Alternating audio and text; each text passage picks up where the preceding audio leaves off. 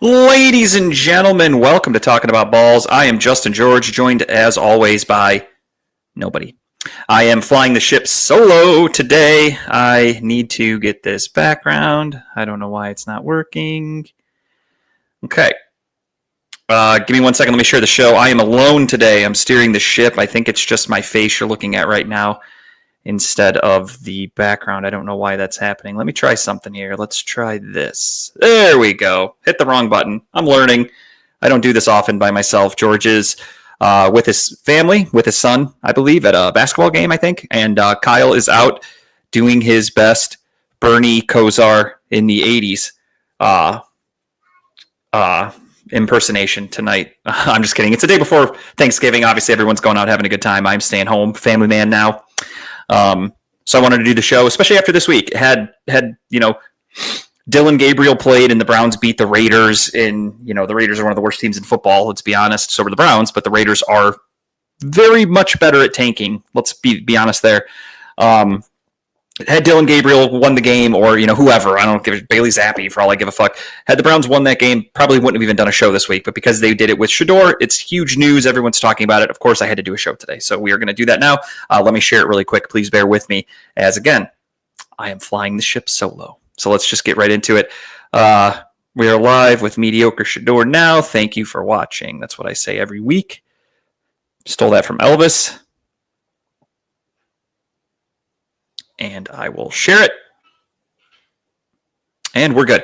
All right. Thank you, everybody, for bearing with me there. Again, I'm flying the ship solo. Had a rough day. My power went out a little bit ago. If you're in the Northeast Ohio area, you probably are aware that there currently is a pretty heavy storm coming in. A winter storm warning, 50-mile-an-hour winds. I was looking out my window today. I have a shitload of trees in my yard, and trees are going all over the place. So pretty intense shit going on right now, and it knocked my power out right at about 6 o'clock, give or take, 5:45. So, of course, my first thought was, great. I messaged George right away, and I'm like, might not even be able to do a show because I don't have power. But it was able to come back on. So we are good. So let's get right into it. BS-wise, really not a whole lot going on in my life. Again, I'm a family man now. I'm a dad. I'm an old man. I don't do a whole lot in the last week. Nothing really changed that. Sorry, I don't know what's going on with my nostrils. Allergies, maybe? I don't fucking know. We went to the Christmas tree lighting on Saturday at Crocker Park and had a really good time. Ran into some coworkers, actually, ironically enough. Some of my coworkers from Germany, they were there they happen to live in Westlake. And ironically enough, just happened to walk up and boom, there they were. So that was cool. Sunday didn't do shit. Really just watched football all day, pretty much. So that's really it. I'm trying to think. Anything else? Not really. Did grocery shopping. Like, life is boring the older I get. And I'm okay with that. I'm cool with it not being that exciting. I just like watching sports and staying home. That's pretty much all I do. So with that being said, I will say the one thing I did, which is my own cardinal rule that I broke, I try to not get into it with people on social media because most people on social media are just pieces of shit that just are looking to argue and fight and tell you you're stupid and wrong, and that's fine. That's their prerogative. I don't give a shit. It doesn't offend me. I'm just an idiot for getting suckered in, and that's the first mistake that I made. And I did that a lot because the one thing that happened after this all stemmed pretty much from over the weekend. There was a guy, I don't even remember his fucking name. He was a wide receiver. He apparently was on the Browns practice squad in 1999. Never made the team. He was here for training camp, practice squad player, got cut, whatever. End of his career. He made a post on like Friday or Saturday about the Browns, and he was talking shit about them, saying that like they're a horrible organization. He hopes Sanders plays well, but he also hopes that the Browns fail, and like he leaves Cleveland because Cleveland's a terrible organization, blah, blah, blah. And this happened not that long ago. There was another player, again, don't remember his name. It was a wide receiver who was with the Minnesota Vikings. While with the Minnesota Vikings, Kevin Stefanski was the offensive coordinator, wide receivers coach, whatever. I don't remember what year the guy was there. But he was a coach on the team, with the team. This player got cut. End of his career. This player went on social media. This was when all that bullshit was coming out from uneducated. This is my biggest thing. Uneducated sports fan. I'm not claiming sports fans need to be some vast knowledge of sports, but at least have a little bit of understanding of real life. And this is the people that, of course, weeks ago were going, oh, Kevin Stefanski's racist. He hates Shedeur Sanders because he wasn't giving him first team reps. He wasn't doing this. A lot of things that are just common sense shit for football. The number 2 quarterback typically doesn't get first team reps if you have a rookie playing, because the rookie is going to get those first team reps because he needs every rep he can get to get himself prepared for the week. When Joe Flacco was playing, Joe Flacco's 40 years old. Joe Flacco had been in the league for 20 years. Joe Flacco didn't need every first team rep. So that's why Dillon Gabriel was getting first team reps. And again, they didn't want to hear this either. Dillon Gabriel was drafted in the 3rd round. Dillon Gabriel was a pick that they made with the sole intention of him being a player in the Browns' future, whether that's to be a long-term backup, whatever. Now, what happened? Dillon Gabriel played, didn't play that well, got hurt. Shedeur Sanders came in. Shedeur Sanders looked like shit. Everyone immediately just went to this was against the Ravens. Everyone immediately goes to he should have been getting first team reps. The Browns are stupid, blah, blah, blah. Kevin Stefanski's racist. He hates him, blah, blah, blah. So whatever. So this player, ex-Minnesota Viking, again, don't even remember his name. Very irrelevant player. I'm not even trying to be rude. I'm just being honest. Makes a post about how Kevin Stefanski was one of the worst people he ever met. He was a horrible human being, and the way he talked to this player and treated this player, was despicable and blah, blah, blah. So I Googled the guy, gave him the benefit of the doubt, looked him up. Hang on one second. I dropped something. Drop my headphones. He talks shit about Kevin Stefanski. Kevin Stefanski's despicable, horrible human being, blah, blah, blah. So I Googled this player. Again, I don't remember his name, but I did Google him.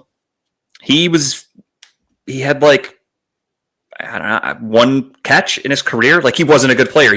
He was on like 6 different teams, like practice squads, got cut, never played, never did anything.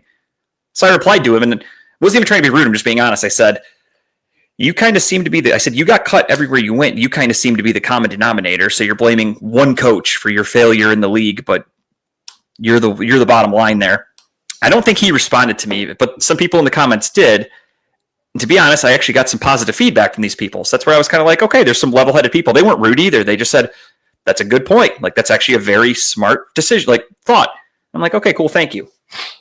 So then we get to another ex-Brown or ex-football player. This guy played for the Browns. He was on the team again in 1999. He was a wide receiver. I think he made the practice squad, got cut. End of his career. His career, he had 30 catches, not even. I don't remember. Very just non-factor in football terms. Kudos to him. He made the NFL. I'm not knocking it, but of course this is where I'm getting. I commented on his thing and I just said, if you weren't good enough to make the 1999 Browns, that says more about you than it does the Browns as a franchise. And I said, and also, it doesn't look like you ever played again, so you can't blame the Browns. They at least gave you a shot.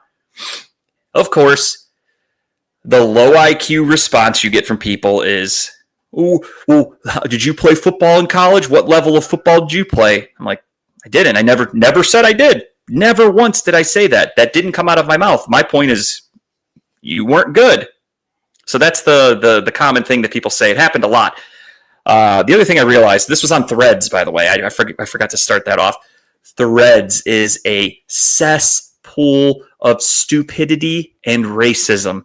I don't know why. Maybe it's my algorithm because I follow sports. My algorithm for right now is just flooded with African-American people shitting on Kevin Stefanski and the Browns, saying that they're racist. They're literally posting fake quotes. One of them said that Kevin Stefanski had a press conference on Monday, and he said, and I quote, I plan on using them like a pitching rotation. When, depending on how I'm feeling, I might go with Dillon, I might go with Shedeur.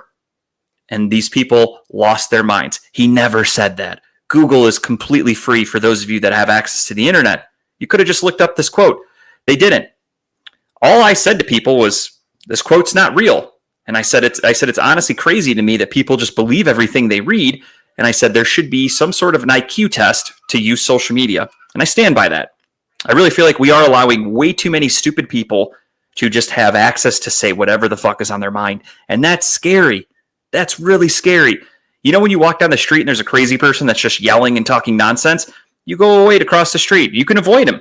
You don't have to be near him. Social media, there's really nothing to guide you. There's nothing to help you. They can find you. You have to block them. You have to try to not to interact. There's crazy fucking people out there that just have access to whatever they want.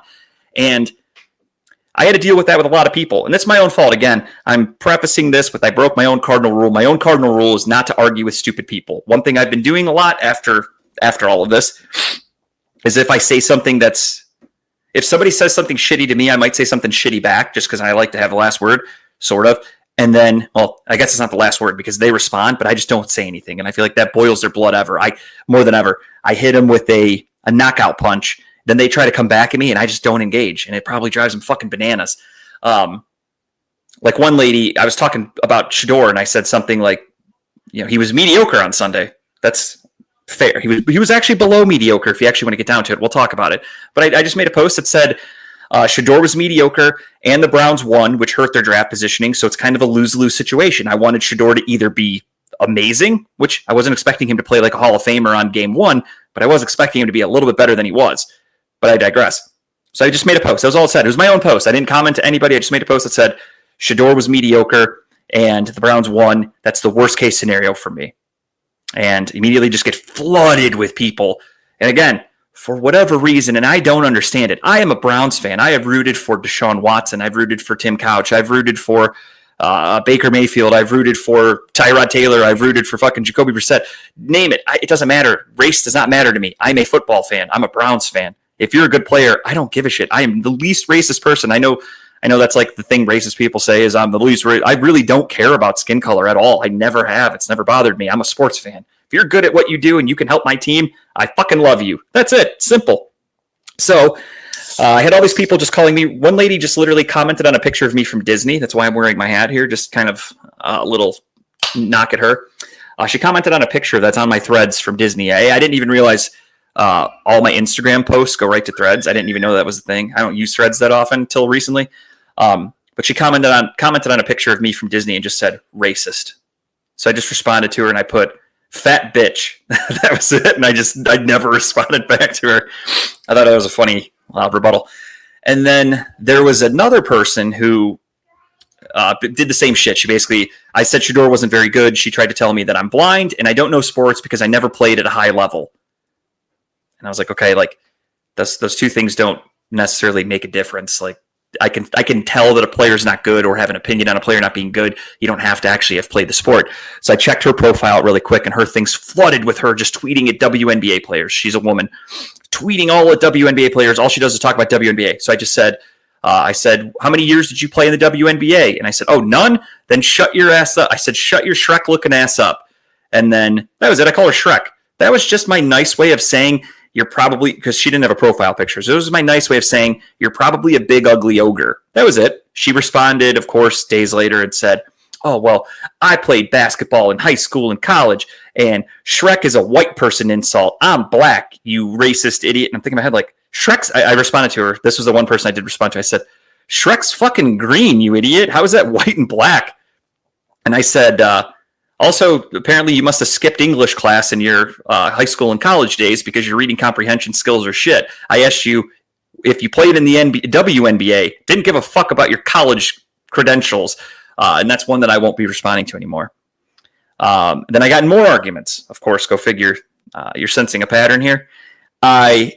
Somebody made a post about, LeBron, and they said, or not even LeBron, it said all anyone talks about is LeBron and Jordan for the rings and comparisons for the greatest of all time.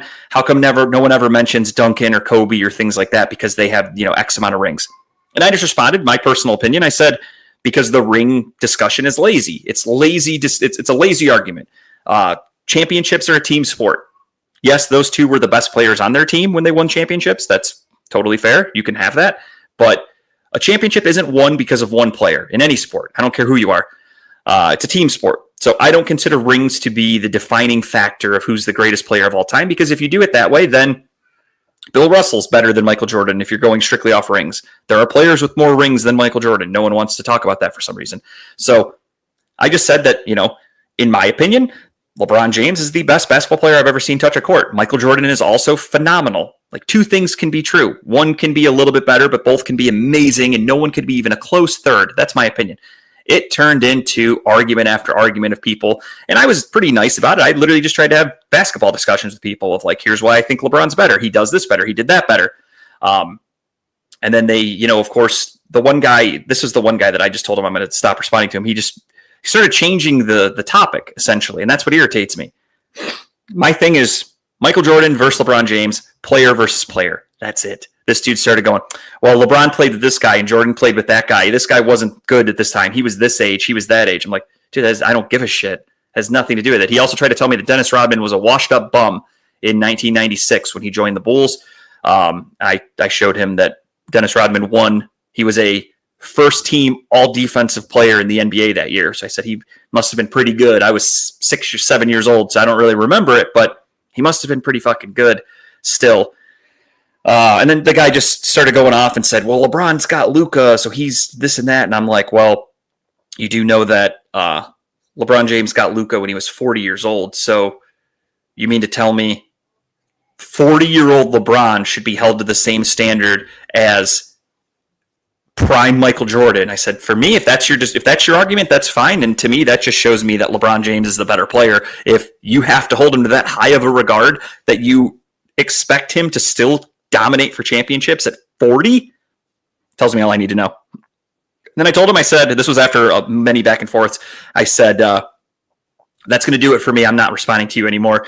He has responded to me twice now, trying to get me to take the bait. I'm not. I told him, I said, I'm done with you. I've moved on. So I realize it is a cesspool. This is just the icing on the cake of some of the arguments I've been getting into. Same thing with even TikTok. I made my TikTok video after the Browns win. I always do a talking about buzzball, which if you got them, get them out. I have mine ready. I'll be doing it shortly. But I did my buzzball video, and I was just honest. I said, I'm bittersweet about this win. We beat the Raiders, which moved us from the 3rd overall pick to the 6th overall pick, which doesn't sound like much, but that's a lot. We do have a couple winnable games coming up, realistically, if the defense plays as well as they did. So the Browns could come away with a couple of wins, and these other teams keep losing. They keep moving up further. Every win moves the Browns back, and I still think the Browns need a quarterback. I'm not convinced on Sanders. We'll get to that in a minute. But I made my video, and of course, everybody in the comments is just, most of them were just like, reasonable. They're like, give him a chance. And I was nice to everybody. I responded very cordially. I'm trying to do engagement as the Talking About Balls TikTok account.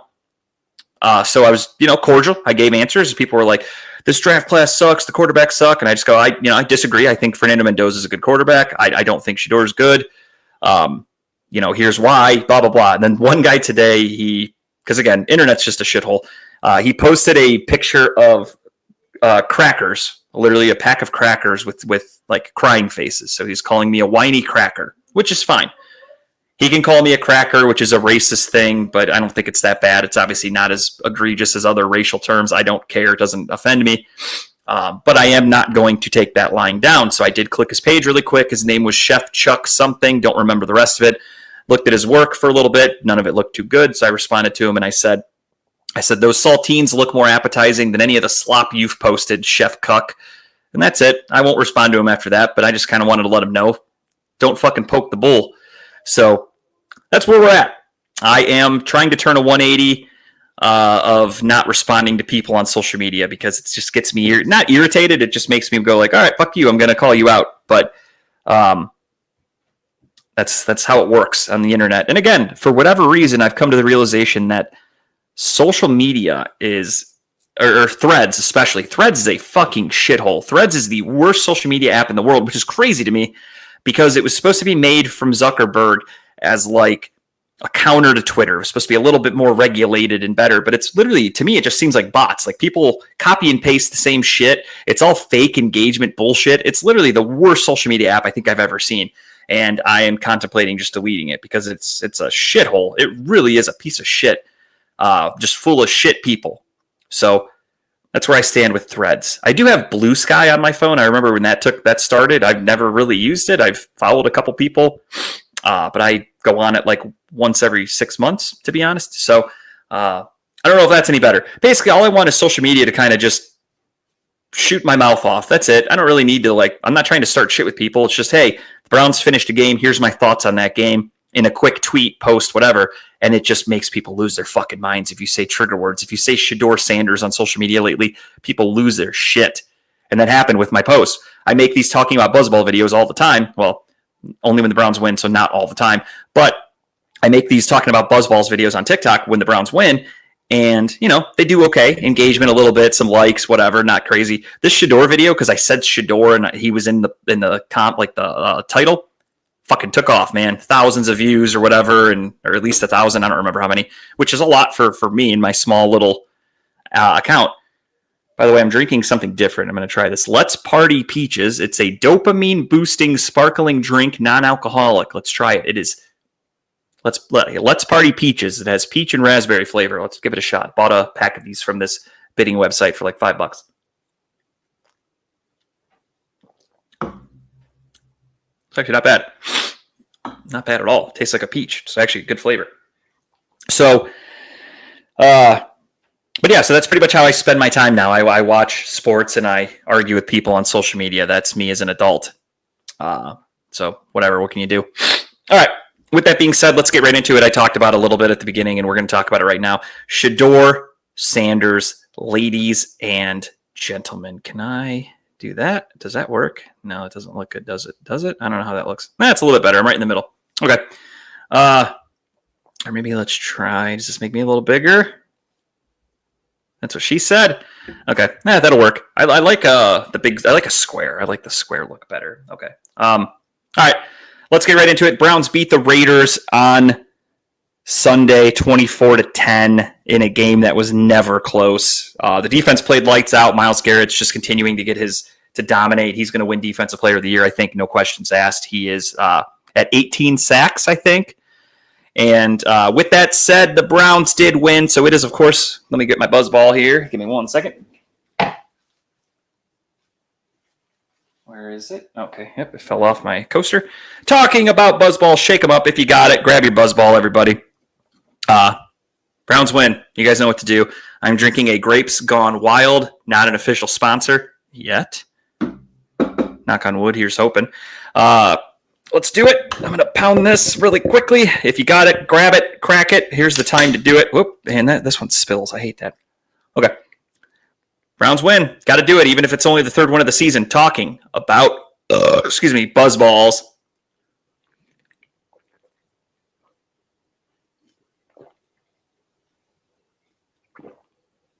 All right. So, Browns win. Defensive dominated game. Shedeur. People get mad. When I say Shedeur isn't very good, didn't play very good, that's not me saying Dylan Gabriel's better. Those words don't come out of my mouth. There were a lot of people that argued with me about that. I said Shedeur was very mediocre on Sunday. He had 55% completion percentage. He had like 70 air yards total for the game, give or take, maybe not even 100. All of his yards were yards after catch, especially he had 140 yards passing until he threw a screen pass to Dylan Sampson, who took it 66 yards. That put him over 200.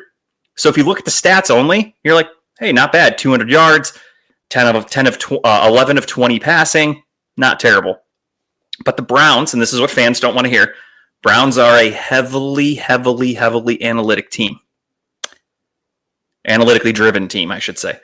That means they understand different things. They look at things a little bit differently than just you and I watching a game. And I follow people on social media who do the same because they fill me in on their data. They do this advanced EPA bullshit, like things that it's shit that, if you're just an X's and O's guy, I grew up just football's football. You understand if someone's good, you can tell things that they're doing. These guys go way deeper than that, which is cool. I enjoy it. So I saw people, a guy, Seth Walder, I think his name is. He's on Twitter. You can find him on Twitter. He posts all these things, and he basically showed everybody that Shedeur Sanders was the lowest rated quarterback in week 12. And he's like, I know he won the game.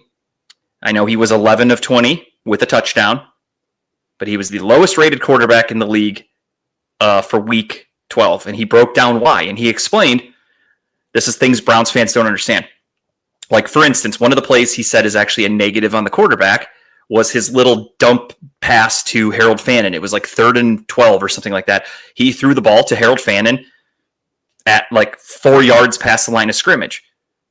The Raiders just missed a bunch of tackles, and Harold Fannin took it for a first down. So Shedeur Sanders gets credited with, 15 yards passing and a completion, but realistically, he threw the ball as a little dump off for 5 yards where a normal defense would have tackled Fannin, and that's a negative play. And then his interception, or like a negative in like a terms of against your stats, or in terms of your analytically wise, it's a negative play. Obviously, it's a positive 5-yard completion, but it was a negative play as for the quarterback. And then he also broke down that his interception that he threw, it was a close game at the time. I think it was, 14-3 or something like that. Like, it's not a blowout. Maybe it wasn't even 14-3 yet at the time. And Sanders threw an interception, and it was first down. That's a drive killer. It was literally our first play on first down. He threw of the drive first down. He threw an interception, and he said that's an extremely negative play against a quarterback because you just killed your drive. If you threw it on 3rd and long, like, it's as good as a punt. It doesn't hurt you as bad. He threw a 1st and 10 interception, horrible pass to the defense. So things like that get credited against, which rightfully so.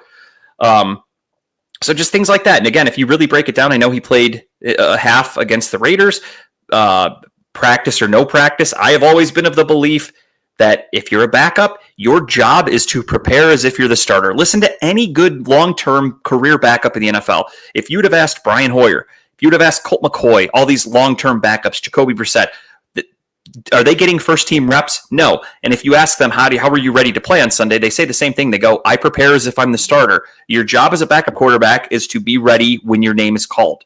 You're not going to get the reps in practice. It's your job to get yourself ready. Don't blame the coaches. Don't blame your teammates. It's your fucking job.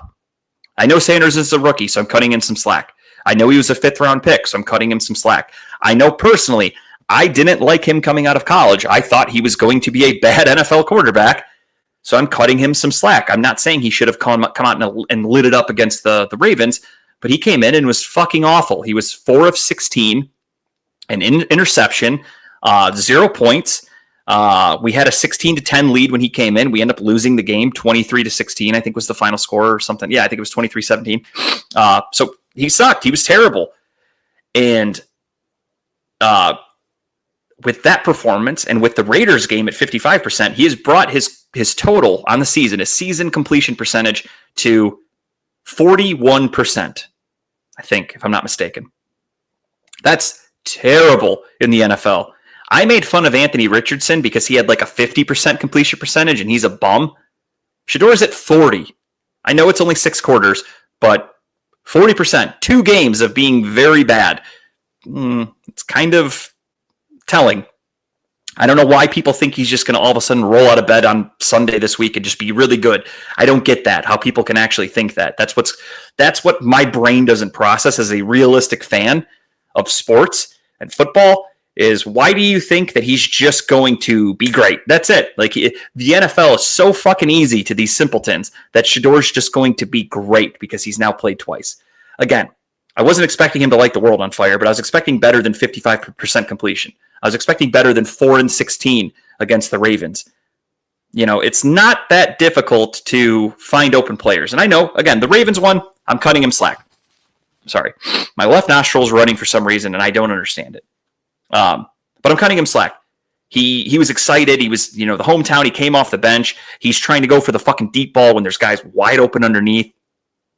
Whatever. He's a rookie. It happens. The Raiders, same thing. They ran a simple-ass offense. People hate the Dylan Gabriel setup because we run a lot of dink and dunks. Aside from about 2 passes that Shedeur had, everything else was dink and dunks. And everyone just said, this is what's crazy to me, is there were so many people that confidently said, I've seen enough. Shedeur is so much better than Dylan Gabriel. That's it. I never need to see Dylan Gabriel again. Truth be told, and this is just, a guy who thinks he knows what he's talking about, Dylan Gabriel would have won against the Raiders on Sunday. Bailey Zappi would have won against the Raiders on Sunday. Deshaun Watson would have won against the Raiders on Sunday. The Raiders are in full tank mode. They are dog shit, and the Browns defense came to play. There was almost no way the Browns lose that game on Sunday because, again, all you needed was some average-ass quarterback play. Shedeur, before he threw that pass to Dylan Sampson, would have been 10 of 19 for 140 yards with no touchdowns, 1 interception, and the Browns would have still won the game 17-10. So, didn't need anything from him, really. You could have put just about any person back there, quarterback. He had the deep ball to Isaiah Bond, which, congrats. I'm not impressed. It's a pass. You're a fucking quarterback. It was a nice throw. Bond caught it. It wasn't in stride. It kind of looked like a punt. It was a cool play. Got us on the goal line to score a touchdown. That's great. But people use that one specific play as the whole end-all, be-all of why Shedeur should be starting. They said that was the longest pass of the season. Right there, Shedeur did it. He should start for the rest of the year because he completed a long pass. That's literally their reasoning behind it. So I just listen to that and go, okay, if that's how you think the NFL works, because a guy that plays quarterback completed a pass as a quarterback that was deep. Okay.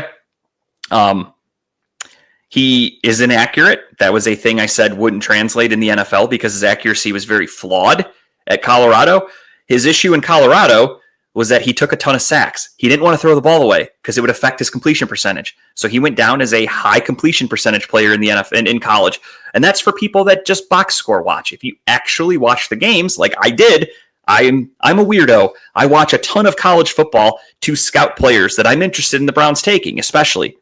Shedeur was one of those people. Shedeur was considered the number 2 overall pick last year, or number 2 quarterback coming out of the class, I should say. Browns had the number 2 pick.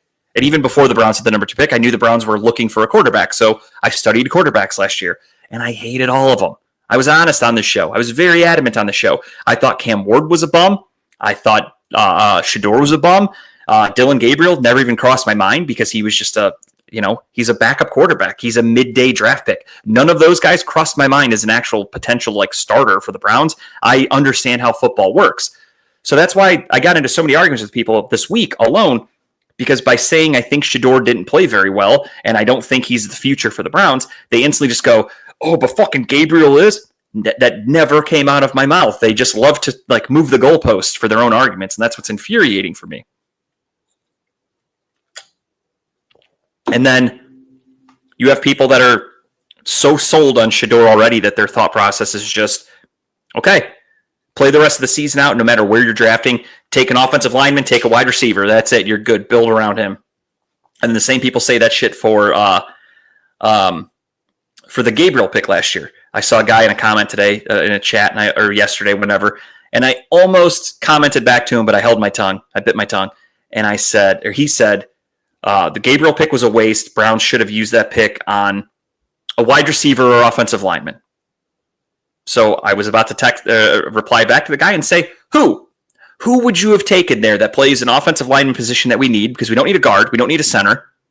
And there were a few of them taken in that spot. There were a couple tackles drafted in that spot. None of them play because they're not NFL ready yet. So there's people that are bitching that we should have taken an offensive lineman.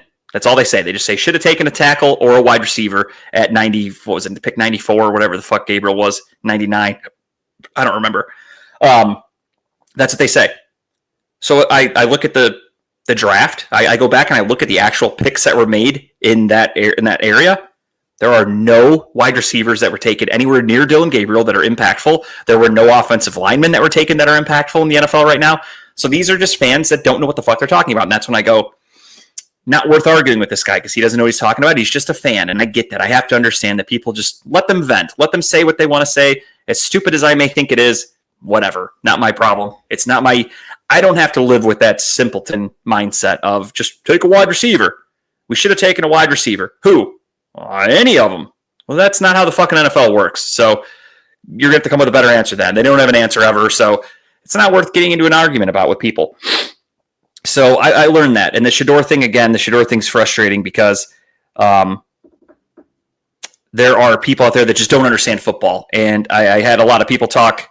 I talked with some people today in one of the YouTube chats I'm part of for a show that I watch. And there are people, again, everyone's just so fucking sensitive about Shedeur Sanders. They think you either love him or hate him. And if you don't like him, it's because you're racist. That's it. There's no middle ground.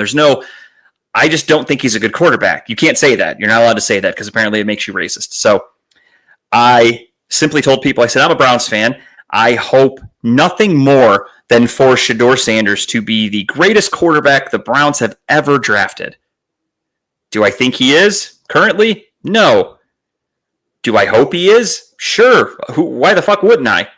But am I also going to be realistic along the process and critique as I should? Yes. I'm not an idiot. I'm not just going to come on here and be like, no, he was good. He was fine. I didn't do that with anybody. I didn't do that with Gabriel. I didn't do that with anyone. As soon as I drafted Dillon Gabriel, the first thing I said to people, I'm sorry, I don't know, my fucking left nostril.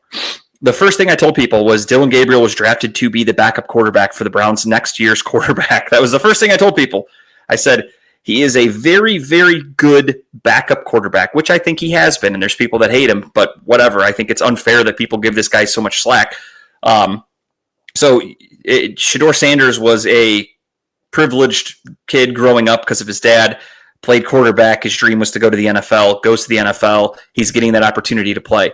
Dillon Gabriel was a kid who played football, who wanted to just go to the NFL and play quarterback. He's getting to live his dream. He's never done anything wrong to anybody, nor is Shedeur. And either way, depending on who you are, you don't even have to like Gabriel, but there's people that just outright hate Shedeur, which I don't think is fair. I'm just a Browns fan. If you're not a good player and you can't help my team, I don't care about you. It's that simple.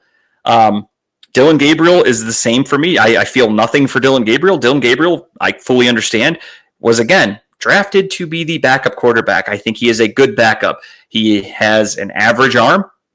He had accuracy in college. Obviously, he's still young. He's learning. I'm not going to, same thing with Shedeur, that they could improve. I'm not saying today's the finished product, but Gabriel doesn't turn the ball over. 7 touchdowns, 2 interceptions. So far, Shedeur has 1 touchdown, 2 interceptions. So the number one thing the Browns want in their quarterbacks, just don't turn the ball over. So Gabriel doesn't do that. So for next year, if they draft, hypothetically, Fernando Mendoza, if they draft Ty Simpson, if they draft Dante Moore, whomever, if they sign a veteran to be the starter, if Deshaun Watson is, I don't know what the fuck's going to happen next year. So I'm just speaking hypotheticals. But I said that my thought process is whoever's the starting quarterback, Dillon Gabriel is just going to be the backup. That's what he was drafted for. He's a smart kid. I told a lot of people I wouldn't be surprised if Dillon Gabriel becomes an offensive coordinator or a coach when he retires. He's that kind of intelligent player. So that's why he was drafted to be a backup, because he's a good mentor. He's good in the locker room. He's a good teammate. Never once did I think Dillon Gabriel is the future of the Cleveland Browns. I knew that. Even when he got his first start against Minnesota, I'll never forget. I went into that game and I had people ask me, what do you expect out of him? What do you think is going to happen? I said, I just kind of want him to play okay because he's a backup. They drafted him to be a backup. I have never once come off of that thought process. So again, when I say I don't think Shedeur is good, that is not me saying I think Dillon Gabriel is a better quarterback, which I think he might be a little bit better than Shedeur just in terms of reading a defense, processing a field, etc. But I doesn't mean I think he's a franchise quarterback just because of that. That's the thing that there can be two truths. Dillon Gabriel can be a backup quarterback, and Shedeur Sanders can also be a backup fringe quarterback. The two things don't balance each other out. Of one has to be good, the other one has to be bad. They can both be bad. It's simple. I've told people that because again, if you say anything negative about Shedeur, people come at you, and they come at you fucking hard because they act like you just love Dillon Gabriel because you said that. And I tried to tell people, that was another thing with the arguments I had with people. I said, I never once, there was one guy when I just said Shedeur played mediocre. He's like, well, you're a fucking idiot. Dillon Gabriel sucks, this and that. And I'm like, hey man, go reread our chat here. I never mentioned Dillon Gabriel, and he just kept bringing up Dillon Gabriel. So finally I'm like, dude, you're a fucking idiot. I can't talk to you anymore. I never mentioned the guy. I don't care about Dillon Gabriel. Didn't play today. I don't give a fuck about Dillon Gabriel. These people are just psychopaths with the Shedeur thing. It's crazy. So that's where we're at. It's again, that's kind of why I made the name Mediocre Shedeur, was because it fires people up when you just name him, and when you mention him and you put his name on something, it gets people all excited and they start feeling all fuzzy in their belly. So whatever, more power to people. I don't care. I root for the name on I've always said I root for the name on the front of the jersey. I don't give a shit about the back. If you're good, you're good. Deshaun Watson, hated person. Everyone fucking hated him when the Browns got him. Some people did. He was accused of sexual assaults and things like that, which is fair. For me, I said, he didn't get in trouble for anything. He got suspended because the league's trying to, the league does that. They discipline people for to prove points. But I rooted for him. I was excited to get him. I wanted Deshaun Watson 2 years before he had any of these allegations. I was, we talked about it last week with Kyle. I was one of the first people in the world, truth be told, to bring up how Deshaun Watson and the Cleveland Browns would be a good fit. I was wrong. I didn't realize he'd be so fucked up in the head, but I was one of the first people, and I'll root for anybody. So that, again, shows you I'm not racist to all those people out there that think because I said Shedeur's not good, I'm racist, which is the dumbest argument you can get. But I just ignore people that bring up race about the football thing. I'm a Browns fan, dude. I just want to fucking win. If I think a guy's bad, I'm going to say that guy sucks. That's it. End of discussion. And that's what happened. I said Shedeur was mediocre.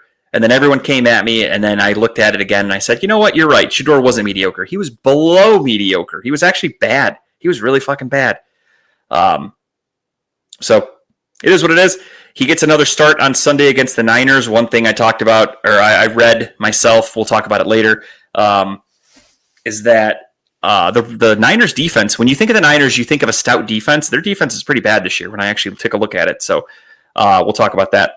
But we'll get into all that. Shedeur is 1-0 in his first career start. He broke the 30-year curse or whatever of rookie quarterbacks losing their first game. And again, golf clap. He did it against the fucking Raiders, who were tanking.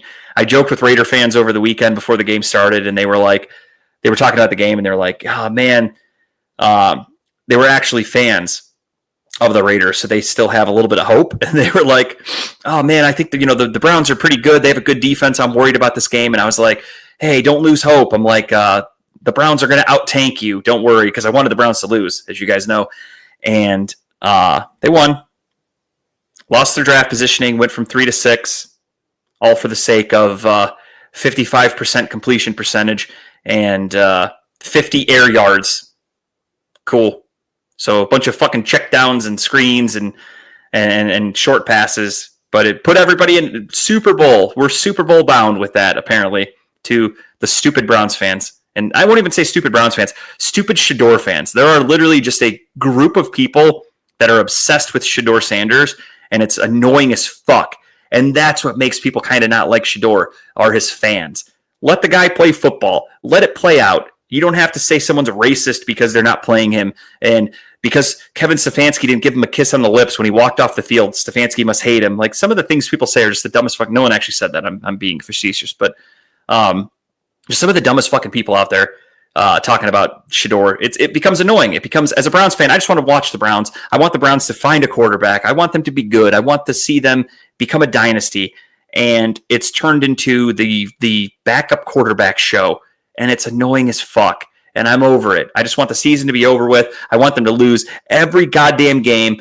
And I just want to draft a quarterback next year and go in with a guy who you go, he is your number one. No fucking ifs, ands, or buts. Let's roll. That's all I want more than anything in this world. But instead, I got to listen to a bunch of fucking simpletons that have never even paid attention to football in their lives go, oh, Stefanski hates him. He took him out at the goal line because he doesn't want him to boost his stats and get touchdowns because they ran a Wildcat. Breaking news, you fucking dopes. They've been running a Wildcat with tight ends, for God's sake. When we had Harrison Bryant, we would take out Deshaun Watson and we'd let Harrison Bryant run a fucking Wildcat. We ran a Wildcat with Dylan Gabriel at quarterback this year multiple times. So you fucking idiots that think he's doing it because he hates Shedeur, you're just that. You're idiots because you don't actually pay attention to football and you watch one stat book and you go, oh, that must be it. He's racist. He hates him. He took him out of the game. You're fucking stupid. I hate all of you. Please stop interacting with real football fans and real Browns fans.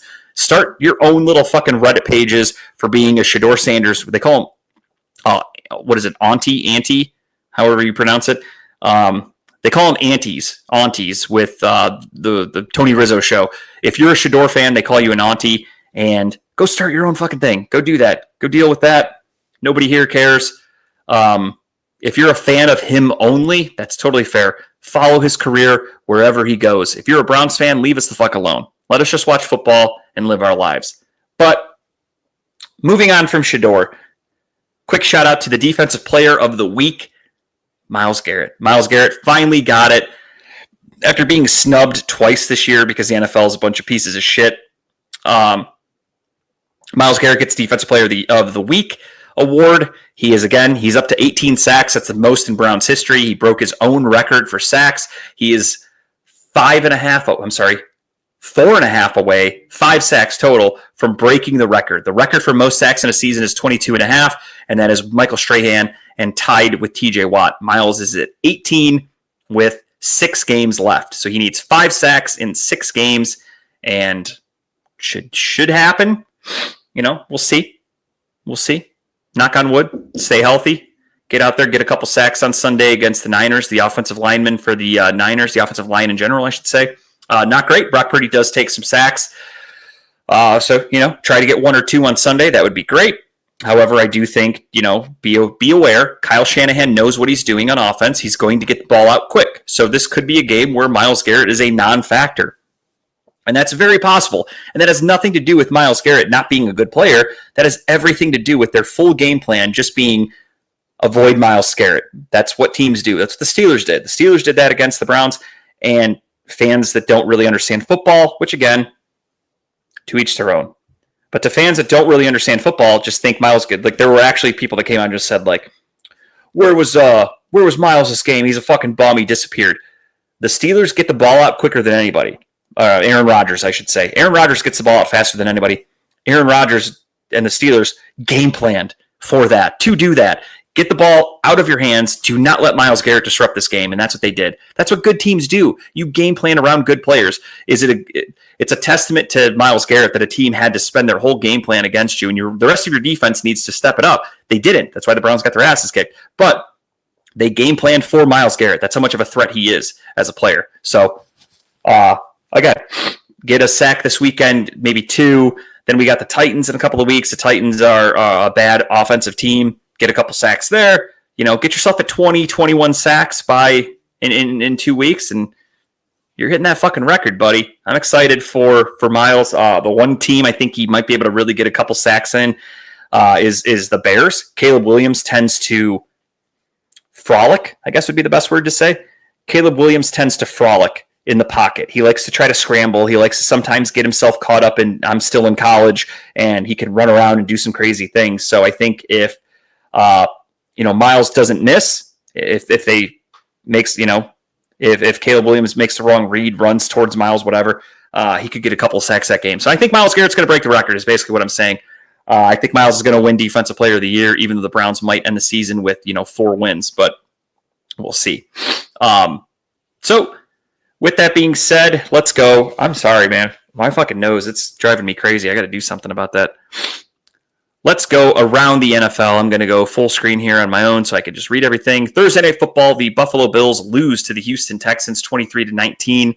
The Bills, I don't know. Are they coasting? Are they looking too far ahead? Are they kind of just, poo-pooing the regular season? Or are they a bad team? I don't know. But they have lost to the Falcons. They've lost to the Texans. They've had some bad losses. So they need to figure some shit out because the Patriots are running away with the division, and I did not see that coming. Pittsburgh Steelers lose to the Chicago Bears 31-28. Mason Rudolph played. Aaron Rodgers did not because of the injury, but still a close game. New England beat Cincinnati 26-20. Cincinnati was without Jamar Chase. Cincinnati lost T. Higgins, and still Joe Flacco almost had him in the game. But the Bengals, I think, have won 1 game since they got Joe Flacco. So for all the people that shit on Andrew Berry and said it was a horrible trade to get rid of him and what the fuck are they doing, here's your answer. Bengals aren't good. Andrew Berry, you guys owe him an apology. Same thing can be said with the team we'll get to in a second here. The New York Football Giants nearly escape with the W against the Detroit Lions, but a couple weird play calls and some falling asleep at the wheel on defense, which got their defensive coordinator fired this week, caused the New York Giants to lose in overtime 34-27. Minnesota Vikings lose to the Packers 23-6. JJ McCarthy. This is why you guys need to start listening to me. Let me pat my own back here. Going into the draft last year, 2024 draft, I told everybody I think JJ McCarthy's a bum. I said I don't understand the hype. I don't know why people think he's a first-round pick. I think he's a really bad quarterback. What's happened since JJ McCarthy returned from his injury this year? He's been a really fucking bad quarterback, and there are people that are legitimately talking about already moving on from him, and he's played 7 games or whatever because he missed a chunk of time this year. That's how bad he is. I'm usually right. I have a pretty good eye with quarterbacks, guys, if you want to be technical. Obviously, I can't predict injury, and obviously there are factors that play into things. Like, for me, I love Fernando Mendoza, but if Fernando Mendoza ends up being the number 1 overall pick and going to the let's say the number 1 pick goes to the Titans and the Titans trade it to the Jets. The Jets get Fernando Mendoza. I think the Jets are a really bad organization. So if Fernando Mendoza goes there and fails, it doesn't necessarily mean that Fernando Mendoza is a bad quarterback, because there are 2 quarterbacks that I can think of off the top of my head that were in New York on the Jets and were busts. But they've kind of rejuvenated their careers a little bit, different stages.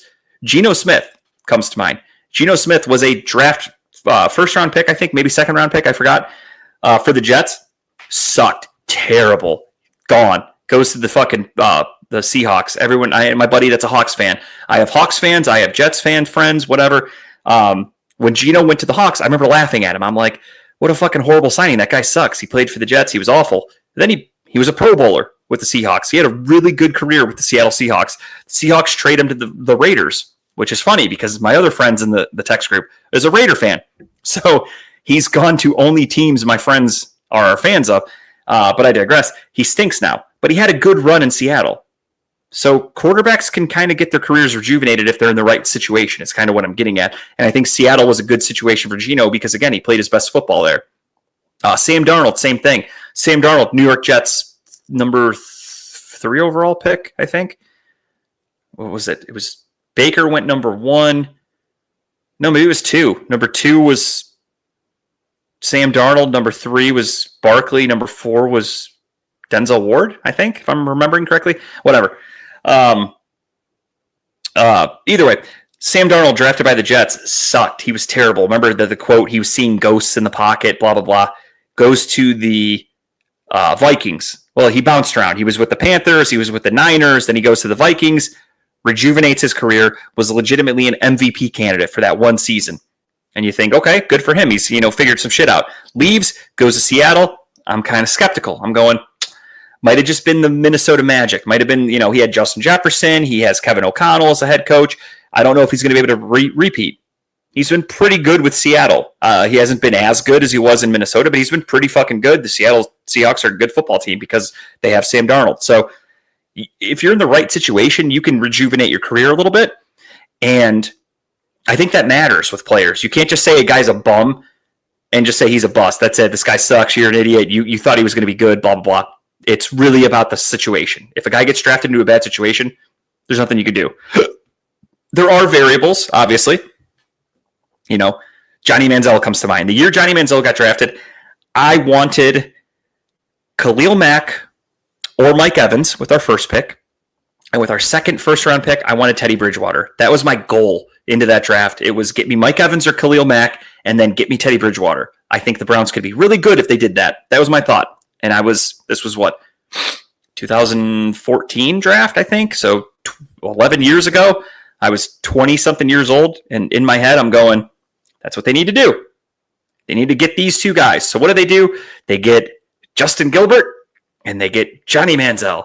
Was I excited because I was a stupid kid for Johnny Manziel? Yes, loved it. I was like, fuck yeah, whatever. We got a quarterback. I don't care. He's better than Colt McCoy. Got to be, right? Colt McCoy's terrible. He's got to be better. Or Brian Hoyer, I'm sorry. He's got to be better than Brian Hoyer. Wasn't. He was not. I was wrong. My bad. But I didn't want Johnny coming into the draft. I did not put him in my mock drafts. I wanted Teddy Bridgewater. Same thing situation-wise, Teddy Bridgewater. Teddy Bridgewater was a good quarterback till he blew his knee out, and that kind of ruined his career. But nothing you could do about an injury.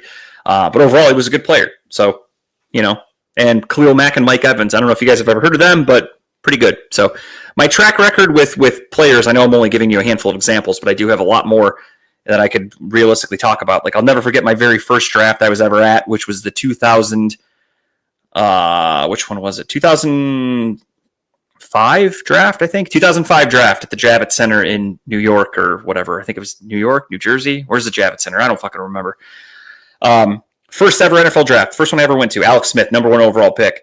Braylon Edwards, Browns took him at number 3, whatever. I remember being at that draft, and I remember this was, again, my first draft ever. I was 2015. I was 15 years old, 16 years old, something like that, 15, 16 years old. Yeah, I had just turned 16 years old. And I'd never paid attention to the draft before. Didn't even know you could go to it. My uncle invited me, whatever. I was blown away. So I started doing the week leading up to the draft. I started doing some research. Back then there wasn't like YouTube or anything. So I don't even remember how the fuck I scouted these guys, but I remember going into it and I'm like, you know what? And then this is hand to God. You can ask my buddies that are my draft friends. I said, I think Aaron Rodgers is the best quarterback in this class. I said, this guy's really good. And then he slides, and it's the big story. He falls. He gets drafted to the Packers. He sits behind Brett Favre for years. And then he turns into an Hall of Famer, MVP quarterback. So, again, I kind of know what I'm looking at with quarterbacks. It's just a gut thing. I don't proclaim to know more than anybody. For me, I can look at some shit, and I can go, I think this guy's got it. I can tell by his footwork. I can tell by his arm. Things like that just kind of make me have a gut feeling where I'm like, yeah, this guy's good. So I'm pretty good with my gut instinct, and my gut instinct for Shedeur and for Dillon Gabriel is they're not franchise quarterbacks, and I don't think I'm hiding anything because I said that from day one. When they drafted Dillon Gabriel, I told everybody this is not they didn't draft him to be a franchise quarterback. He's a third-round pick. They drafted him to be a backup, and the people were like, what a wasted pick. And you look around the NFL. Let's just look at a couple of games here.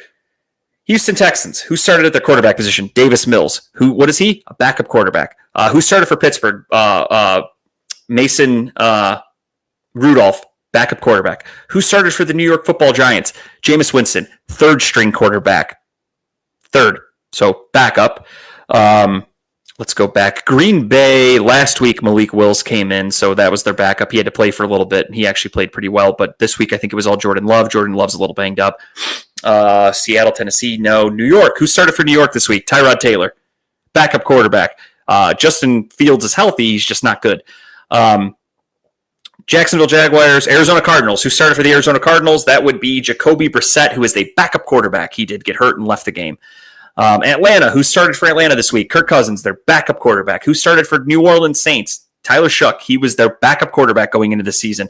Who played for Tampa on Sunday after Baker Mayfield got hurt? Their backup quarterback, Teddy Bridgewater. And what's been going on with the San Francisco 49ers this season? That would be Brock Purdy has a toe injury.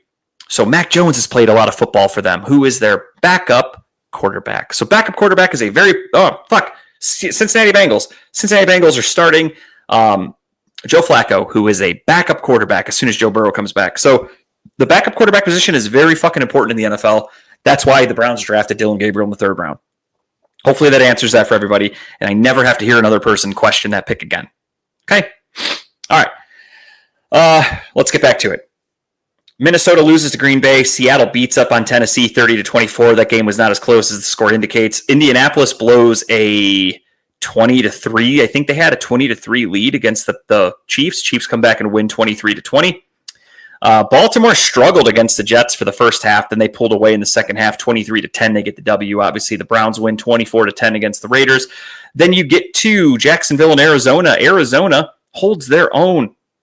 They go to overtime where they lose to the Jacksonville Jaguars, which is a huge fucking bummer. Philadelphia loses to Dallas. They have a 21-0 lead against Dallas, and they let Dallas come all the way back, tie it up at 21, and then kick the game-winning field goal 24-21. New Orleans gets their asses kicked by Kirk Cousins and the Falcons 24-10. Did not really see that one coming. I think we had a sweep on New Orleans for everybody here in the picks, but I'll go through that in a minute. Tampa Bay gets their asses kicked by Los Angeles. Again, Baker Mayfield hurt. 34-7. That game was a blowout before Baker even got hurt. And then the Niners win 20-9 against the Carolina Panthers on Monday Night Football. So the Browns do have the Niners coming up on Sunday. They're coming off a short week playing Monday Night Football, flying all the way to Cleveland. And, might be a little weather mixed into the game on Sunday, but we'll see. So there's your roundup for the week. Let's see. What do we have here? Speak of the devil, I literally just got a text from some friends that are Michigan fans a second ago, and that's going to get us into the big game. Everyone loves the Michigan-Ohio State rivalry. I don't get it personally. I like Ohio State. I've said this 1,000 times. I like Ohio State, but I'm not a diehard. If they lose, whatever. I move on with my day. It's never ruined my week. I'm not a don't say Michigan guy during the week. I don't fucking put X's over my M's and when I type and shit like that. Too much work. I don't give a fuck. These kids don't give a fuck either. You people need to realize that. I know people don't want to hear that because they're so invested in these rivalries and the traditions and shit like that, but it's not real. to these kids with the NIL. These kids are going to play football at a team that's going to A, pay them the most money, and B, possibly get them to play in the NFL to where they can make more money. That's all they care about. These kids aren't coming to Ohio State like, I can't wait to beat Michigan. They might say that because it's good for publicity, but they don't really care. None of these people give a fuck, especially, again, in today's day and age where teams or players are switching teams left and right because it's the fucking NIL era. That's all they care about. They want a little bit of money. So I respect them for that. I don't blame them one bit. I would do the same exact thing. But I also don't think you can hold too much what's the word I'm looking for? You can hold too much credit or truth in the people that come out, like the players that are like, oh, yeah, it's a rivalry. It's not a rivalry. It's the coaches are going to say some things to make it sound like a rivalry. I mean, look what's happened. We had Urban Meyer dominated Ohio State when he was here. Retires with his health issues, got some off the field shit going on with some lady scandals he's got going on, goes to the NFL, kicks a player, gets fired. Like, he's a nut job. At the time, yeah, he was like, oh, it's a huge rivalry, big deal, before NIL, mind you. Harbaugh wins a handful of games against the Buckeyes. Everyone's like, oh, this is great, it's a rivalry again. Then he's caught cheating. He flees to the NFL, so he leaves another dude holding the fuking bag in Michigan. Last year was a choke job from Ohio State for sure. They were like a fucking multi-touchdown favorite or something like that, I think, last year, and they lost. Sure, it happens. I mean, it's still embarrassing to lose to Michigan if you're Ohio State when you're the superior team, but to say that it's like this rivalry of like, here's a guy that's played there for 3 years, he said to face Michigan every time. Will Howard played him one time because he was only there for 1 year. You know what I mean? If you go through and you look at the players, Kyle McCord played him one time, and then he transferred. CJ Stroud played him, twice, I think. But, it's not a rivalry anymore. There's no more like, you get your freshman quarterback, he's there for 3 or 4 years, he has to play Michigan 3 or 4 times. That's how it rolls. It's like, no, every year it's a fucking new guy. So it's not a rivalry to me. But I get it. There are people that have worn their Buckeye gear loud and proud all year or all week, and they're excited. This is their big game. And like, there was a question they said on the Tony Rizzo show, RBS, yesterday, and he said, would you trade a national championship for a win over Michigan? I swear to God, that was the question. To me, that's the dumbest thing you could ever fucking say. That's like asking a Browns fan, would you rather beat the Steelers or win a Super Bowl? Give me the fucking Super Bowl. Why the fuck would I care about a regular season game against the Steelers? And that was a question, legitimate question that they asked on the show the other day. Would you trade a national championship for a win at Michigan this year? And most people instantly were like, no, we want the national championship. And because it's radio and Riz is trying to engage, he's like, I don't know. I got to think about it. Like, I don't know. It's all bullshit. Whatever. But the game's on Saturday. I'm sorry. Saturday at noon, Ohio State, Michigan. The game, as they call it. Who cares? Who gives a fuck? All right, let's talk a little Cavaliers basketball. The Cavaliers are playing like shit right now. My concern with the Cavs, if I may be so bold, there we go. Do I like that? Do I like that better? No. Do I like this? Let's try that again. Fuck it. Let's go for it. No, I don't like that at all. Let's go me center. Nope, don't like that either. I fucked that up. There we go. Can I move? Nope. Hang on. Toying with some things here. Bear with me. Okay. If I could just shift my body over a little bit on this thing, that'd be really nice. Let's try this one. Yeah, whatever. We'll go with that. I don't know. All right, that works. That's what I wanted. I just wanted to be like by the free throw line, but I didn't want to be a fucking circle, but whatever. Oh no, maybe this one will do it. Nope, still a circle. Okay, whatever.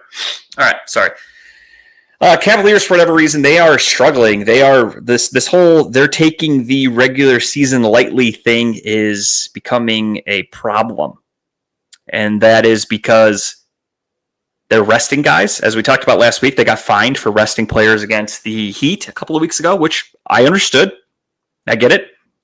For whatever reason, the NBA has given the Cavaliers more back-to-back games than any other team in the league.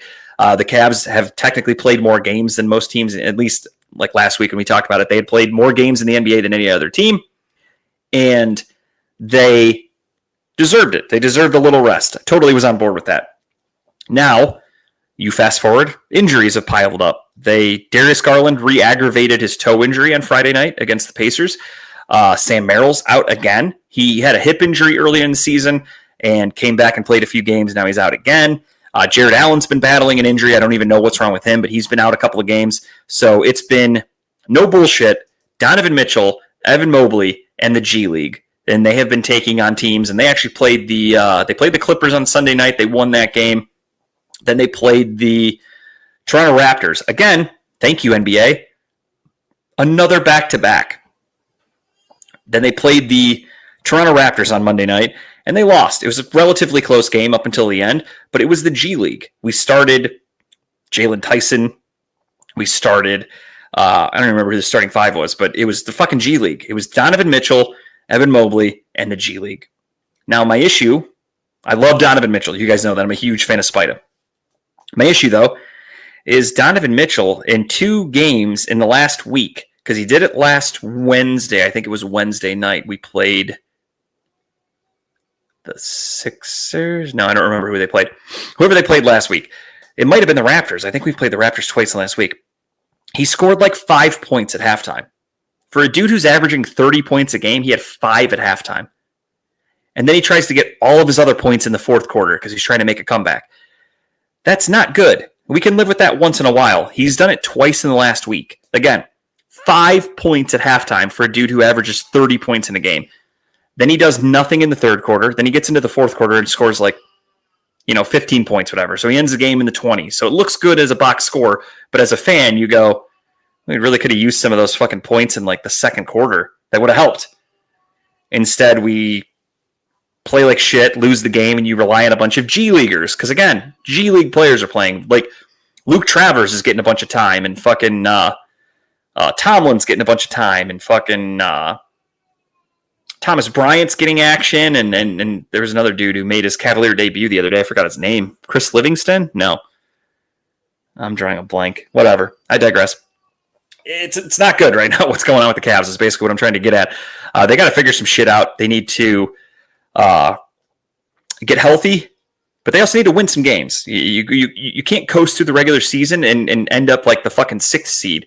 If you're going to coast through the regular season, at least try to get like the 2 or 3 seed. That's better for the playoffs, because if you think you're going to put it all together in the playoffs and be on the road for every fucking game, or have not have home court advantage for a series or two, dangerous. That's a dangerous game they're playing. So they need to get their shit together right now and fast, because I think they're fucking 0-3 in the season against Toronto, which is terrible. But they keep playing Toronto on back-to-backs, and they keep benching a bunch of players. They haven't even played the Raptors at full strength, but the Raptors are 3-0 against the Cavs, and that's not great.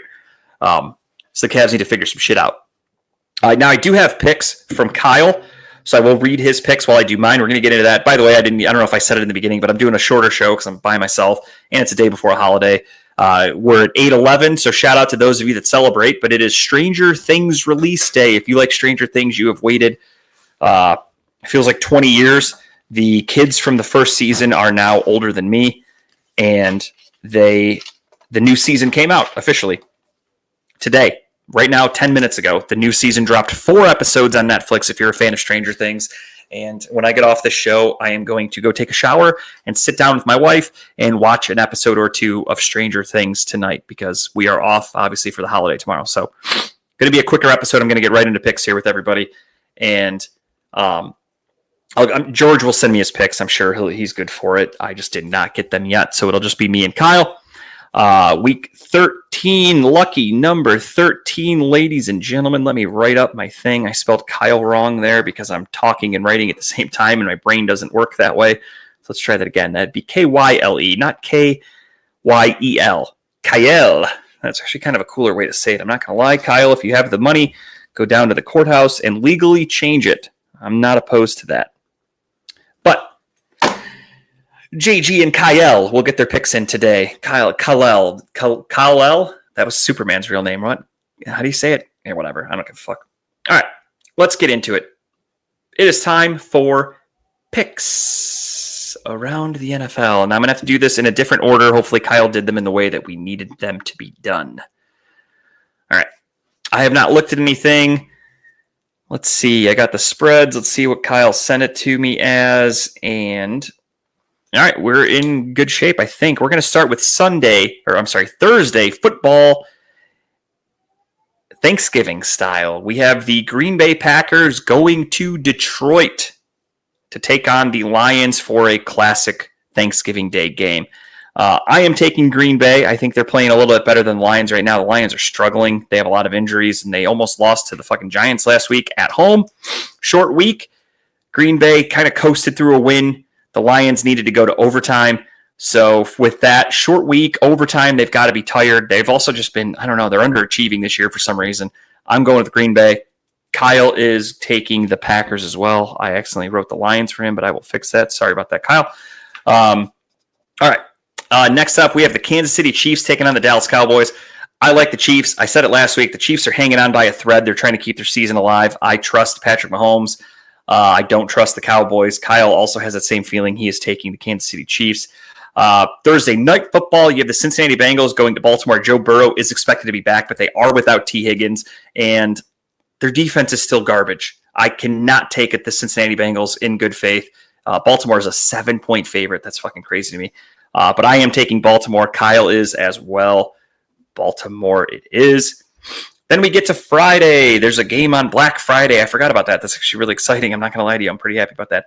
Eagles hosting the Chicago Bears. I hate to sound like I'm taking all the same picks from Kyle, but I do agree. I like Philly. I think Philly at home, they're a good team. I just, I don't know. I don't trust the Bears. Bears are finding ways to win, but I also feel like that's kind of based on their opponents, and I think Philly is the better team. So give me Philly on Black Friday. Kyle as well. All right. Excuse me. Next up, we have the Browns. Okay, so he did the Browns and Niners game, but I am going to save that one till the end. So let me find my slide that I need here. Sorry, everybody. This is supposed to be George's job, so feel free to yell at him if you want to. San Fran and Cleveland, we're skipping. Of course, Jacksonville, Tennessee. I hate fucking picking Jacksonville because it's ruining our draft pick, but I got to take Jacksonville here. Kyle is as well. Jacksonville minus 6.5. Next up, Indianapolis hosting the Houston Rockets. I'm so tired. Houston Texans. CJ Stroud is expected to be back. Houston is the number one defense in the NFL, but they are a terrible offense for some reason. They did just beat the wait a minute. Kyle skipped that game, I think. Yes, I'll have to get that pick from him later. He did not take a pick in this game. I'm going to take the Colts. I think the Colts are a good team, but as long as Jonathan Taylor's healthy and playing well, I just don't trust the Texans. I really don't. I don't know. CJ Stroud seems to make them worse, which is not good for them. Could be some QB controversy in the future because Davis Mills actually hasn't playing pretty good football, but CJ Stroud's back, so we'll see what happens. I'm taking the Indianapolis Colts. Kyle did not pick this one, so I'm taking Indy. All right. New Orleans at Miami. Ugh, this is an ugly game.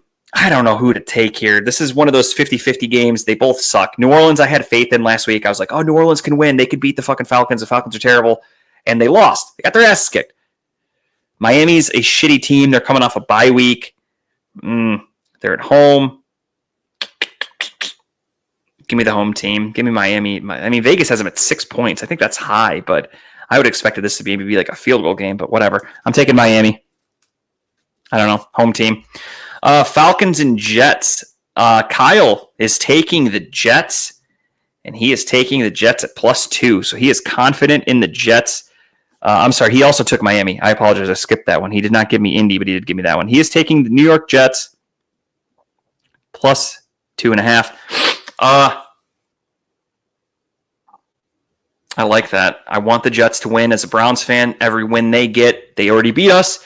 Let them move ahead of us in the draft because the Browns need to trump them. So now I'm starting to think kind of draft purposes wise when I make my picks here. Wishing and hoping and thinking and praying. I don't know the words, but you know what I mean. Give me the Jets too. I do like the Jets at home. I don't know. The Falcons suck. They're without Drake London still. I don't trust Kirk Cousins. The weather's probably going to be shitty in New York. Kirk Cousins does not play well outside in bad weather. Give me the Jets. I kind of like the 2.5 there too, but I don't want to take it because Kyle took it already. Tampa Bay is a -3.5 point favorite right now, but Baker Mayfield's not expected to play. It's expected to be Teddy Bridgewater. So with that being said, give me Arizona. I'm not taking the points. No, I'm not. I will take Arizona though, because I don't think Baker Mayfield's going to play. Kyle is taking, Kyle's taking Arizona as well. I thought we were going to have a different pick there, but Baker's not playing, so that makes sense why Kyle didn't pick him. Rams and Carolina. Give me the Rams. Rams are the best team in football, in my opinion. Kyle has the Rams as well. Minnesota, Seattle. Seattle, I think, is the better team. 11.5 is a huge spread, but not enough to where I trust either side. I'm taking the Seahawks in this one. Kyle is taking Seattle as well. Seattle. Buffalo, Pittsburgh. Give me Buffalo. And do I lay those points? Yeah, I think I'm gonna. Kyle is taking. He skipped that game as well. Yes, he skipped that game as well. Give me Buffalo minus 3.5. I think Buffalo's going to win this game by more than 3.5 because I think they're just a better team. And I think it'll still be Mason Rudolph more than likely. Aaron Rodgers has that broken wrist or whatever. I don't know. I got a good feeling about Buffalo this week. I feel like they're going to bounce back after losing. They've had 10 days to recover, so they better figure it out. They just signed Brandon Cooks. They released Elijah Moore. They're looking to fucking rejuvenate their offense a little bit. Maybe they let Keon Coleman play this week. He served his punishments. So maybe their offense gets clicking here and they win a blowout. Give me Buffalo minus 3.5. I'll take it. Next up, we have Vegas and Chargers. Give me the Chargers. Vegas are in full tank mode, and I don't think anyone's going to beat them for the rest of the season. Kyle is taking the Chargers as well. Next up, we have Sunday Night Football on NBC. Denver at Washington. Washington might have Terry McLaurin. They might have Jaden Daniels, and they might still not have a chance. Give me Denver. Kyle's taking Denver as well. And then we go to Monday Night Football. Jackson Dart is expected to come back and play. The New England Patriots are without Will Campbell, their rookie first-round pick. They placed him on IR today. The New York Football Giants defensive line can get after it. Jackson Dart's back from his concussion protocol. I'm going to take a little bit of a risk here.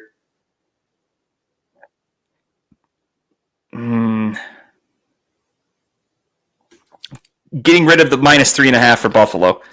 Getting rid of it. Give me the New England Patriots to win the game. Kyle as well is taking New England. So N-E. And I'm taking plus 7.5 for the Giants. I don't know why. Feeling it. This is probably going to backfire, but I'm going for it. Give me the plus 7.5. I don't know. I think they could win by, or they could lose by. They can make it close. Without Will Campbell, they have Abdul Carter. They have Brian Burns. Brian Burns is right behind Myles Garrett for the sack lead in the NFL, although he's at like 14 on the year or something like that. Myles Garrett's at 18, but he's not bad. I mean, their defense gets after the quarterback. Jared Goff took a ton of sacks last week. And again, Patriots are without Will Campbell, so they're without their best offensive lineman, and I think that's a huge thing that's not being taken into consideration. So give me the Giants minus 7.5. I think Jackson Dart can keep it close. I watched Jackson Dart beat the Philadelphia fucking Eagles on Thursday Night Football, for God's sake. So if he could beat the Eagles, he could probably beat the Patriots or play the Patriots well, I'm saying. So yeah, give me them. Now it is time for the moment you've all been waiting for, and that is the predictions for the Cleveland Browns taking on the San Francisco 69ers. That's cool that George put that on there, because I'm not going to lie. I looked up, if the weather wasn't going to be shitty, I looked up ticket prices, and it's relatively cheap. You can get, upper deck tickets for like $40 for this game, and Big Boy from Outkast is performing, and I like Big Boy. I like Outkast in general. Would be cool if it were both of them there, if Andre 3000 were there. 3 stacks, shout out to Outkast. But a cool experience. No fucking way I'm going in that weather, though. Tara won't even be home from her massage because I married a bougie bitch till 12:45. So I was like, maybe I'll go to Pounders and watch the game with my father-in-law. We'll get some wings and drink some beers and watch the game. But I don't even have time to go to that because she won't be home till 12:45. So I'll be at home. So I won't be watching Big Boy either. But for those of you that get to, congratulations. That's exciting. Kyle took the Niners. I'm going to check that one off right now. So SF for San Francisco. SF as well for me. Spoiler alert, I am taking the San Francisco 49ers in this game. Shedeur Sanders is going up against a smarter defensive mind. I'm not going to say a better defense because statistically and analytically speaking, the Niners are actually a pretty bad defense. They are like 20-something in run, 20-something against the pass. Like, they're not a good defense statistically if you really break things down. However, they find ways to win because their offense is so good. Browns defense is really fucking good. So this is going to be a battle of the defense for the Browns. If the Browns have any chance of winning this game, they're going to have to create turnovers. They're going to have to shut down Christian McCaffrey, which I think is easier said than done. They could shut down Brock Purdy. Brock Purdy's been turning the ball over a lot. For whatever reason, Brock Purdy signed that big contract, and he has not played well. He's a 7th-round pick. He was Mr. Irrelevant. I never thought Brock Purdy was that good of a quarterback. I thought he was pretty average. For them to give him a huge contract, I get it. You're in a tough situation. Do you let Brock Purdy walk for free, or do you pay him because he's actually played pretty decently for your organization, even though he's probably not a guy that's going to win you a Super Bowl, but you kind of have to roll the dice. They did that. Then he got hurt. Mac Jones played. Mac Jones played relatively well. People were like, oh, there's QB controversy in San Francisco. And to me, it's just the system. Their offensive system is so good in San Francisco. It doesn't really matter who you plug in at quarterback. If they're halfway decent, they had Jimmy Garoppolo. He took them to a Super Bowl or two. They have Mac Jones, who played great. They have Brock Purdy, who can play really well. Are these actually good quarterbacks, or is this a system thing? I think it's a system thing. That's just me. So the Niners' offense is good. They have good blocking. The scheme that they run to get Christian McCaffrey involved. I mean, I think in the first drive on Monday Night Football, he had like 8 touches. They don't fuck around with Christian McCaffrey. He gets the ball a ton. And the Browns are going to have to shut that down. Easier said than done. He's a extremely talented football player, but the Browns are a very good defense. So if the Browns can shut down the offense of the Niners, they have a very good chance of winning this game, and they just need Shedeur to play game-managing football. Don't do too much. Don't go crazy. It's probably going to be windy, rainy, shitty outside on Sunday. Don't do anything stupid. Just don't turn the ball over, and you can win this game. With that being said, do I want them to win the game? Fuck no. I want a quarterback next year. Do I think Shedeur, if Shedeur comes out and fucking blows me away and makes me go, oh my God, we don't need to draft a quarterback, maybe I'll be happy about that. But do I think he can do it? No, I also don't think that's going to happen. So with that being said, give me the 49ers to win this one in a close game. I just think that Robert Saleh is probably licking his chops. He was the former San Francisco 49ers defensive coordinator. Then he became the Jets head coach. Then he went back to San Francisco after he got fired from the Jets. He's a really good defensive coordinator. I'll give him that. Not a good head coach, but a very good defensive coordinator. So he's probably licking his chops at the thought of a matchup against Shedeur Sanders, who on tape, his flaws are pretty evident. You rush him, you fluster him, you make him run backwards. I think Shedeur is going to make some big mistakes on Sunday, and it's going to end up costing the Browns the game. And then next week, local radio is going to be flooded with people that are like, "Oh, what the hell? What happened to Shedeur? Did he go back to Gabriel?" Like it's gonna make a huge nightmarish controversy. But I do think it's going to happen. Just going off my gut, we'll see how that works out. But I see Robert Saleh making this a very tough game for Shedeur, but I also see the Browns making it very tough for the Niners offense. I do think this is going to be a close game. I know we don't do scores here, so it doesn't fucking matter, but give me the Niners 17-10. I think it's going to be a relatively close game, 1-score game, but I just don't think the Browns have enough on offense to get going. I mean, even against the Raiders are they're not a good team, but they shut the Browns down. If you really look at things, again, Browns fans have blinders on when they watch football, and they're fans, so they're just like, oh, they're good, because they won. They were averaging 2 yards a rush on Sunday. That's terrible. That's really bad for an offense for your rushing attack. Passing wise, again with Shedeur Sanders, had he not thrown that screenplay to Dylan Sampson, he had 10 completions for 140 yards. That's not good in the NFL. 140 yards passing is not good, but they would have won that way because the Raiders are that bad. So those are things that like variables. Against the Raiders, you can get away with that. Against the Niners, you probably can't get away with that. So you have to step it up another notch. Do I think Sanders can do that? No, I personally don't. We'll see. Maybe I'll be wrong, but I'm taking the Niners to win this game regardless. And we'll go from there. So there's your breakdown for the Browns Niners game. Again, you guys know where I stand. Lose every game for the rest of the year. Please don't fuck around. Let's go Jets. Let's go. Who's ahead of us? Who would take a quarterback? Go Raiders. I would love the Raiders to win. I forgot who they're playing. The Chargers. That'd be really cool if they could win that game. Go Titans. Titans aren't going to draft a quarterback, but they're going to want somebody to trade up to them. So I'm rooting for the Titans. I'm rooting for the Saints. There's George. Go Niners. Yeah, I'm with you, George. Go Niners. Give me a fucking Niners W. I'm all for it, buddy.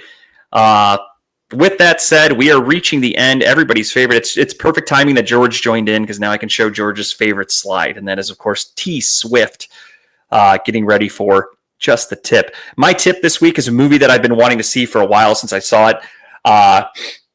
This is a director who's put out a lot of movies and a lot of movies that I've seen, but I didn't really like appreciate them at the time because I kind of watched him and I was like, I don't get it. Doesn't make sense to me. Then I understood this director a little bit better by going back and watching his very first movie and started just kind of going through his filmography in order.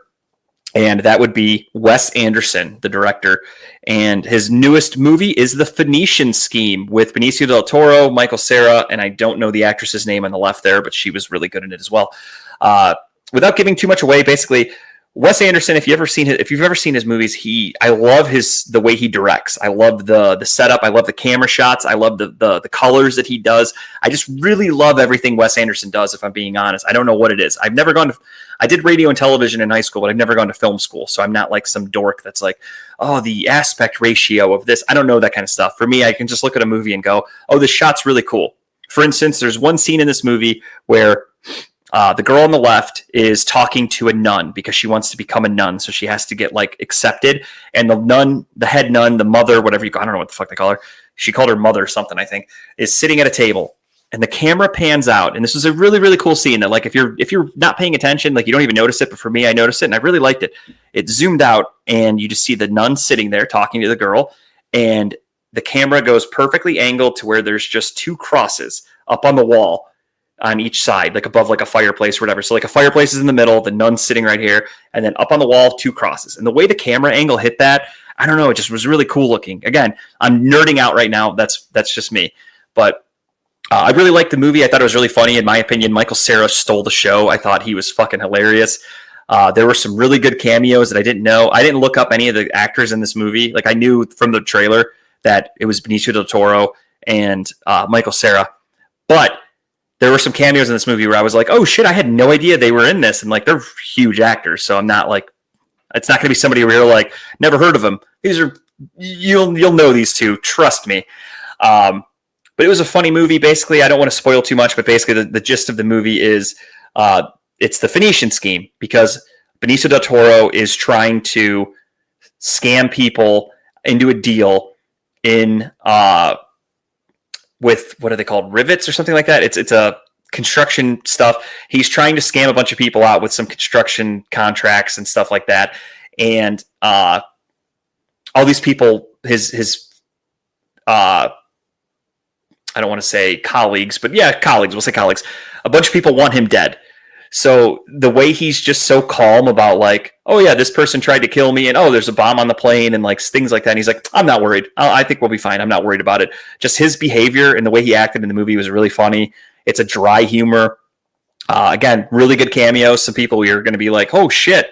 But I thought it was a really funny movie. It's only like an hour and a half. It's pretty quick. If you're into Wes Anderson, especially, it's a good movie. I really liked it. I've been wanting to see it for a while. Again, I really like Wes Anderson movies and the way he directs. So I recommend this if you're a fan. Again, the plot is really hard to explain. My wife and I, we were watching it, and she was like, okay, she never heard of it. So she's like, what's this about? And I'm like, I don't really know how to describe it. Like, look it up. Like, I'm like, Google it, but don't spoil it. But you can Google it and like kind of get an understanding. And we watched it. I liked it. I don't know her thoughts. She didn't say anything about it afterwards, but I liked it. So it's on Peacock right now. I just got Peacock the other day because I did Walmart Plus for the year, and you get Peacock included. So I'm very happy about that. But so yeah, check out the Phoenician Scheme if you get a chance. I really liked it. Again, Michael Cera, the accent that he does in this movie is just, I don't know, everything he says makes me fucking laugh. I really liked his character in this movie. I loved it. So I hope he gets a nod for like best supporting actor or something like that. I really think he did that well of a job. So if you get a chance, check it out. It's on Peacock. The Phoenician Scheme by Wes Anderson. So that's going to do it for talking about balls, ladies and gentlemen, for this week. Sorry, I have the hiccups now all of a sudden. Enjoy your holiday. It's because I've sucked in too much air probably from talking so fast and breathing. But enjoy your holiday. Hope everybody has a safe, fun Thanksgiving. Look at that. Hour and a half. I fucking nailed it. That's how good I am. But yeah, have a safe, fun Thanksgiving. For those of you that are out drinking tonight, it is the biggest drinking night of the year. At least it used to be. Be safe. Do Ubers. Don't be stupid. No sense in ruining your life to, have a couple of cocktails. Be smart. That's what Uber and Lyft were invented for, people. There's really no excuse to get in trouble with that kind of shit nowadays because it's there. It's meant for this moment. So do that. Be safe. Same thing with the weekend. We're supposed to get some bad weather from what I've heard starting tonight or tomorrow. So be safe if you're out traveling for the holidays. If you're going shopping on Black Friday, again, be careful of the weather, things like that. People are probably going to be going out drinking for the Ohio State game. Be safe for that. A lot of reasons to get, or a lot of chances to get into some trouble and have some issues this weekend. So just be smart, be safe, get home, everybody, and we'll talk to you next Wednesday. So I think we'll have a full crew back then. We'll see. I don't know. No promises anymore at this point. And we'll talk to you then. Thank you, everybody, for watching. I'll talk to you guys next week. Have a good one. Cleveland, that was for you.